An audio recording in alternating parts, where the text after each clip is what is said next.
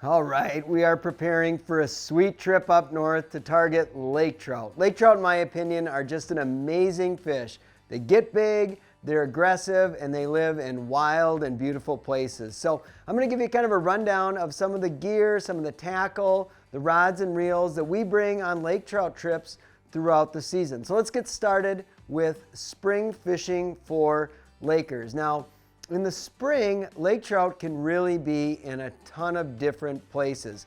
Lake trout are a cold water fish. They don't like to be in temperatures above about 55 or so, but earlier in the year, you're still looking for warm water. Say the ice just went out on a particular lake that you're fishing, and most of the lake is, say, 40, 42 degrees, something like that. You might be looking for water that's in the upper 40s or even low 50s. That's just simply where the food is going to be, and lake trout will be right behind them. So in a lot of Canadian shield waters, this might be some neck down areas, areas with current. It might be some type of a deep ditch leading into some type of a backwater bay, maybe some island complexes adjacent to some shallower water. These are really key areas to find trout in the spring. And one of the best ways that we've found to target lakers in the spring is trolling. Pretty basic trolling stuff, just flatline trolling. There's a couple baits that seem to produce year in, year out. And one of my favorites happens to be the shad wrap, a size 7, 8, 9. That's just a great size bait for lake trout that live in a lot of places. We're not talking in this situation about 30, 40, 50, 60 pound lakers. Those lake trout are in that 4 to maybe 15, even up to 20 pound range. Still love biting a bait like this. And then trout, regardless of what season you're fishing for them, love spoons. They're just absolutely, they're just suckers for a spoon like this. So maybe a little bit thicker bodied spoon in the spring, something that's not real paper thin, but a little heavier to get down, just a couple feet, cast that out, pull it behind the boat. And if I was setting something up, I'd probably be running one shad wrap, running one spoon, and the fish are going to tell you exactly what they want. And your trolling speed depends on really the mood of the fish, how deep you want your lures going, but around that 2 miles an hour seems to be a pretty sweet speed, and you can pick it up a little bit from there or slow it down, but that's kind of where we start in the spring. And now as the season progresses and the water begins to warm, it gets into the mid to upper 50s, this is a really tough time to catch lake trout. So if you're planning a trout trip, kind of try to figure out what the water temperatures are going to be. There's a really weird time in late spring, early summer where they can be difficult to catch just because they kind of pull away from those shallower areas.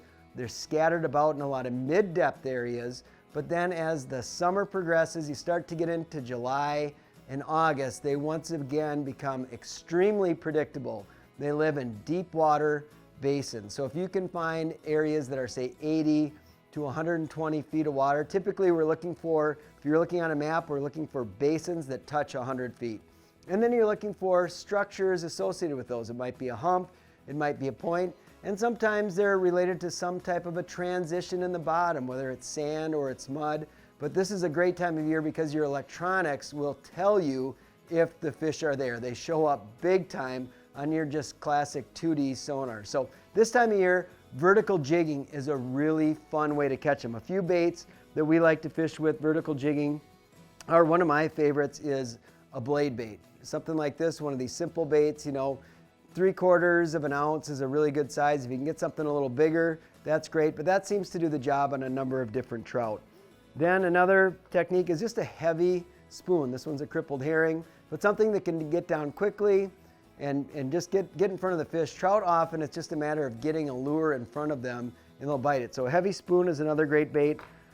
And then one of my favorites happens to be a jig and wrap. The blade bait and a jig and wrap are two lures that I always have on. But then jigs are another factor that come into play. A big jig with, say, a piece of plastic, just a fluke style, or a jig and a tube is another great presentation to have for vertically jigging trout. Now, trout aren't always concentrated in real specific areas where you can just sit down right on top of and vertically jig them. They can often be spread out where you see a huge mark, 100 yards down the way, you see another huge mark, and you're really not being as efficient with your time as you could be when you're targeting trout with a vertical jigging presentation and they're scattered. that's when we get back into trolling. So a lot of folks this time of year will use downriggers. If you're set up with downriggers, that's great. Drop the ball down to the depth that you're seeing the fish or slightly above them, and you're in business. But if you don't have downriggers, a really easy way to do this is just use these heavier weights like this. We call these monkey balls, but it's just a heavy lead ball that you've got. I like to attach them to a little snap like this, but you can attach these with a 3-way swivel. And then you're just gonna base the amount of lead you need on how deep you want your lures to run. So a lot of times a go-to size for trout that are, say, down in that 60 to 80 foot range, I'm running a lot of times 6, 8, or 10 ounces in that case for these same types of flutter spoons like I'm talking about. That, when you're in that 2.5 mile an hour range, is gonna get your baits down about 50, say 45 to 55 feet. That's where it's gonna put your bait in that zone. Then of course, if the fish are deeper, just add more lead or vary your speed. So that's a good way to cover ground, and we've caught a lot of nice trout doing that same presentation. Another thing that gets overlooked when you're trolling, it's spoons. Everybody you talk to that's trolling lake trout in the summer, it seems like spoons, spoons, spoons. But quick fish and flatfish, these baits account for some of the biggest trout in North America every year, especially in Canadian waters. So a flatfish like this is one of my go-tos, and you'll often find a preference. If you've got a couple people in the boat or 3 people in the boat, you run a flatfish, you run a couple different size spoons, and the trout are gonna tell you real quick which they prefer, but a lot of times this different vibration can do it for a lot of big lakers. Now, if you do happen to be fortunate enough to fish where the real true giant trout live, I'm talking in the far north and even some places in the Great Lakes, but really the far north, you're gonna upsize all of these presentations that I'm talking about. You want bigger baits, stuff like this, a big Bondi bait. You wanna make your spoons oversized. I forgot to mention bucktail jigs. That's another great presentation that catches fish day in and day out. But you really wanna base your lure size based on the size of the trout. And for most of the fisheries in North America, you're gonna be dealing with trout that are, say, 2 to 20 pounds, and occasionally you'll get a fish over 20, but a lot of fish in that 6 to maybe 12 pound range is where a lot of those trout are, and the baits that I just showed you are really very effective for that. Now, if the season's open and you can target trout in the fall, this is a great opportunity for casting. It's a situation where 90% of the fish are in 10% of the water, and at this point in time, you can really choose whatever presentation that you want to catch them on. A great search tool for me has been a rattle bait. I love throwing rattle baits for trout. It's loud. You can fish it fast because it sinks. You can fish it in varying depths. Sometimes the trout could be as shallow as 2-3 feet of water, and they might be spawning on shoals that are in that 10, 15, even 20 foot or deeper in some cases. But a lot of times they're in shallower water where they're very accessible casting. If you're running into a lot of trout, I don't recommend fishing with baits that have multiple treble hooks on them, because trout are just buggers and they love rolling in the net. And that's where something like just the classic paddle tail on a jig is just another great presentation. Cast it out, wind it in, hop it. The fish will love to bite it. And you can throw spoons at that time as well. So when they're shallow in the fall and it's a pre-spawn bite right as the trout are coming into spawn, it can just be an awesome time. And that's really when it doesn't seem like there's as big a preference for a certain style of bait. It's like get a bait in front of them, and it's more so the size and speed of the bait that they prefer. So that's kind of what we like to have on board when we're heading up to do an awesome Canadian or really a lake trout trip anywhere, is these handful of lures are really all you need. Now, when it comes to the rod and reel and the line that you're using for these different presentations I'm talking about, chances are you probably have a lot of the tools already to go and target lake trout, especially for the casting or the flatlining application. So let's kind of start with that. For the flatline trolling application that I was talking about, you can get away with fishing like your rod that you'd use for rigging walleyes. That's a great tool for it. Something that's 7 feet, 7.5 feet, even up to 8 feet in length or longer, that's kind of got that flex right through the midsection, but you can still see the tip bouncing. Great for trolling those shad wraps, great for trolling spoons. It's just a dynamite rod and reel that I'm sure that everybody has. I usually spool it up with like 10, 15, or even 20 pound braid, and then run like a 14 pound fluorocarbon leader. If you're fishing a spoon, make sure that you've got a swivel on there because it will tangle up your line. If you're fishing a crankbait, you don't necessarily need a swivel on the end of it.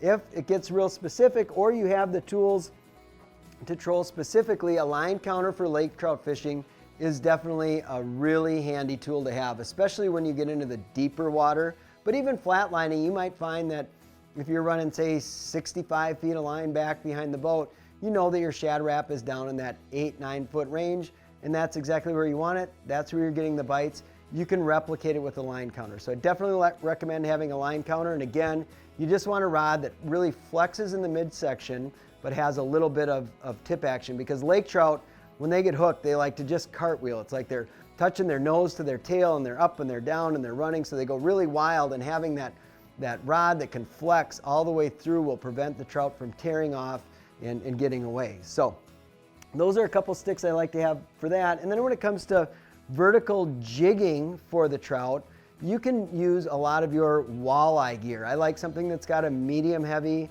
power, you can, or medium on the spinning side, but one of my favorites, because I prefer bait casting, a lot of folks like spinning, but I like fishing with a 7.5 foot medium heavy, moderate fast action rod. This is a really fun rod. You get to set the hook and hammer them on it with a little bit bigger sized reel.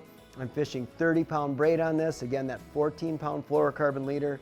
It's just a great tool for hooking up with trout when they're in deeper water. And if you don't like bait casting equipment, again, even a medium heavy, fast action rod can do a lot of these things. The biggest deal is you don't want a rod that's too stiff. You got to find that balance of where the tip flexes a little bit for your presentation. You can present the lure right, but it's not stiff as soon as you set the hook and the rod isn't flexing. Now on the trolling side of things, I would definitely recommend having some type of specialized trolling equipment. I like fishing with line counters, of course, and I've got a handful of rods anywhere from 7 up to 10 feet long in the boat, but that 8.5 foot length seems to be pretty darn good. And pretty much any trolling rod that you're going to pick up is going to be designed to be really flexible. When you're fishing these big lead balls like we were talking about here, you want the rod to be able to handle the weight of that along with the fish, so you need a rod that's going to really bend all the way through. You don't want it bending all the way to the handle, but it's still got to have a lot of flex in it. So for the rods, I'm fishing a lot of medium or medium heavy power rods with a moderate action. So that moderate action is going to allow the rod, again, to really flex in the midsection. And when it comes to casting in the fall, come back to those same deals that you like to throw in the spring. You can toss around, you know, your favorite spinning rod. You can throw your favorite bait casting rod. Again, it's all about having that flex in the midsection, but lake trout are really, really, really fun. If you have not fished for them, you owe yourself a trip to go experience where they live, enjoy how much they pull, get to watch how aggressive they can be, whether it's on your sonar or you're fortunate enough to see them actually up in shallow water. They're absolutely an amazing fish, and you don't need a ton of specialized gear to go have a blast catching them.